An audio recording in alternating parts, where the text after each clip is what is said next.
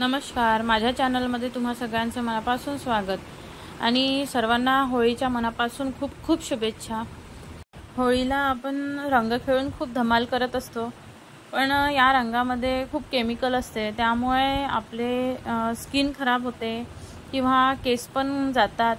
तर त्यापासून कसं सुरक्षितता पाळता येईल यासाठी मी हा एक छोटासा व्हिडिओ टाकते आहे। तर मी इथे फुलांपासून म्हणजे जे पळसाचे फुलं असतात त्यापासून कसा रंग तयार करायचा याचा व्हिडिओ टाकणार आहे। तर व्हिडिओ जर आवडला तर लाईक नक्की करा आणि माझ्या चॅनलवर पहिल्यांदा आला असाल तर सबस्क्राइब करायला विसरू नका। यासारखे मार्केटमधील रंग आपलं मन मोहित करतात, पण यापासून बऱ्याच इजा आपल्याला पोहोचत असतात। त्यामुळे आता आपण पळसाच्या फुलांचा रंग कसा बनवू तर व्हिडिओला सुरुवात करूया। अशा प्रकारे मी पळसाचे फुलं घेतलेली आहे।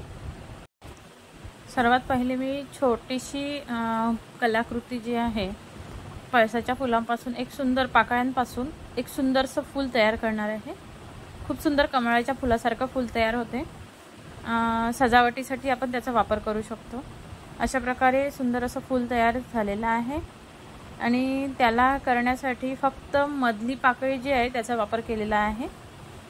अशा प्रकारे सुंदर असं कमळासारखं दिसणारं फूल तयार झालेलं आहे। त्यानंतर बघूया आपण फुलांपासून रंग कसा तयार करायचा। त्यासाठी मी सगळ्या फुलांच्या पाकळ्या वेगळ्या वेगळ्या काढून घेणार आहे आणि त्यानंतर त्या पाण्यामध्ये टाकणार आहे।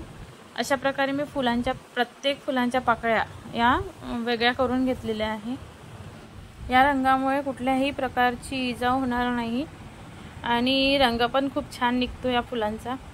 पहिले बरेच लोक याच फुलांच्या रंगापासून बनवलेल्या रंगाचीच होळी खेळायचे, पण आता वेगवेगळे रंग मार्केटमध्ये मिळतात, त्यामुळे बरेच वेगवेगळे रंग घेतले जातात जे चेहऱ्याचे रंग निघतच नाही।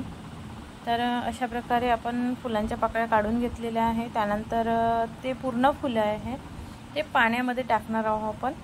अशा प्रकारे एका बकेटमध्ये मी पूर्ण फुलाच्या पाकळ्या ह्या टाकून देत आहे आणि त्यानंतर त्यामध्ये पाणी टाकायचं आहे त्या फुलांच्या पाकळ्या बुडतपर्यंत। थोड्याशाच फुलांचा बराच रंग तयार होतो। अशा प्रकारे मी पाणी टाकून एक रात्रभर पूर्ण ठेवून देते आहे, पूर्ण भिजवून ठेवून देते आहे। त्यानंतर दुसऱ्या दिवशी आपल्याला त्याचा रंग काढायचा आहे। अशा प्रकारे पूर्ण पाकळ्या भिजत ठेवलेल्या आहे। दुसऱ्या दिवशी सकाळी अशा प्रकारे छान असा रंग तयार झालेला आहे। सुंदर रंग दिसत आहे, पिवळसर दिसत आहे, यापेक्षा डार्क रंग तयार होतो। हा फुलांचा फक्त पाण्यामध्ये उतरलेला रंग आहे। याला मी दुसऱ्या दिवशी हाताने स्मॅश करायचं किंवा मग एखाद्या खलामध्ये वगैरे टाकून थोडंसं काढून घ्यायचं। अशा प्रकारे मी फुलं थोडेसे काढून घेते आहे, यामुळे पाणी पुन्हा डार्क रंगाचं तयार होईल। अशा प्रकारे थोडेसे काढून घेतलेले आहे। त्यानंतर ते परत पाण्यामध्ये टाकून पिळून घ्यायचे आहे। एकदम बारीक नाही केले तरी चालेल, अशा प्रकारे मी हलके बारीक केलेले आहे। त्यानंतर परत पाण्यात टाकून छान असा डार्क कलर तयार झालेला आहे, त्याला मी गाळणीने गाळून घेत आहे। खूप सुंदर तयार झालेला आहे रंग, पिवळसर केशरी रंग तयार झालेला आहे। त्याला छान गाळून घ्यायचं आणि वरती फुलं राहतात ते पिळून घ्यायचे।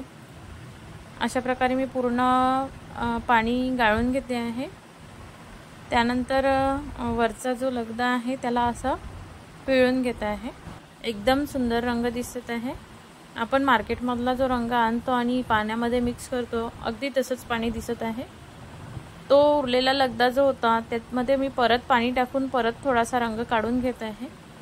त्याला परत काढू शकता, नाही काढलं तरी चालेल, त्याला थोडंसं स्मॅश करून अशा प्रकारे परत रंग काढता येईल। अशा प्रकारे मी दोनदा फुलांचा रंग काढून घेतलेला आहे। बराच रंग तयार झालेला आहे। परत त्याला भिजत ठेवून पुन्हा रंग काढता येईल, पण मी दोनचदा रंग काढून बाकीचं टाकून देणार आहे।